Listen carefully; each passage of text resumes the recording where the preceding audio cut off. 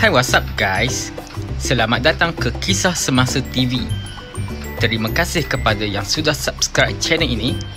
Kepada yang belum, bolehlah subscribe untuk mengetahui kisah semasa. Assalamualaikum dan salam sejahtera buat penonton Kisah Semasa TV. SST, semakan semula perluasan skop secara bersasar mulai 1 Julai.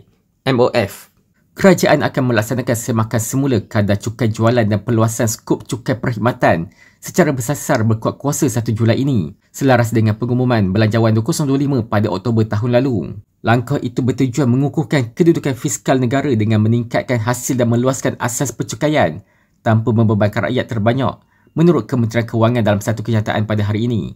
Menteri Kewangan 2 Datuk Seri Amir Hamzah Azizan berkata, pendekatan bersasar itu memastikan barangan dan perkhidmatan asas tidak dikenakan cukai, selain pelbagai kemudahan disediakan bagi mengurangkan kesan kepada perusahaan mikro, kecil dan sederhana PMKS. Tambahan hasil daripada penambahbaikan SST ini akan membolehkan peningkatan bantuan tunai kepada rakyat serta memperkukuh prasarana asas dan penyampaian perkhidmatan awam, katanya. Antara langkah utama yang diumumkan termasuk cukai jualan. Kadar 0% dikekalkan bagi barangan keperluan asas seperti ayam, ikan, beras, susu, ubat, buku serta bahan binaan dan input pertanian. Kadar 5% dikenakan ke atas barangan pilihan seperti salmon, truffle, kain sutera dan jentera industri.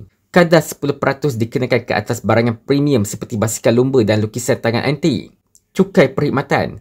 Skop cukai perkhidmatan diperluas kepada 6 kategori baru. Sewaan pajakan 8% bagi syarikat dengan pendapatan lebih daripada RM500,000 dengan pengecualian untuk bangunan kediaman PMKS dan pajakan luar negara. Kerja pembinaan 6% bagi syarikat dengan pendapatan lebih daripada RM1.5 juta tidak dikenakan ke atas bangunan kediaman dan kemudahan awam. Perkhidmatan kewangan 8% ke atas fee atau komisen dengan pengecualian untuk perbankan asas, syariah dan pasaran modal. Jagaan kesihatan swasta 6% hanya untuk bukan warga negara.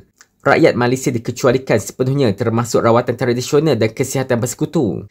Pendidikan swasta 6% ke atas yuran melebihi RM60,000 setahun dan pelajar bukan warga negara.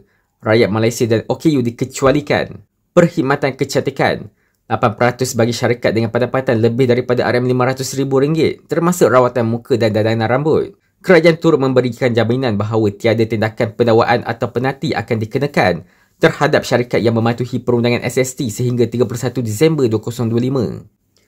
Maklumat lanjut termasuk garis panduan dan soalan lazim akan diumumkan melalui saluran rasmi Kementerian Kewangan dan Jabatan Kastam Diraja Malaysia. Yang anda ada sebarang pendapat, boleh tinggalkan di ruangan komen guys.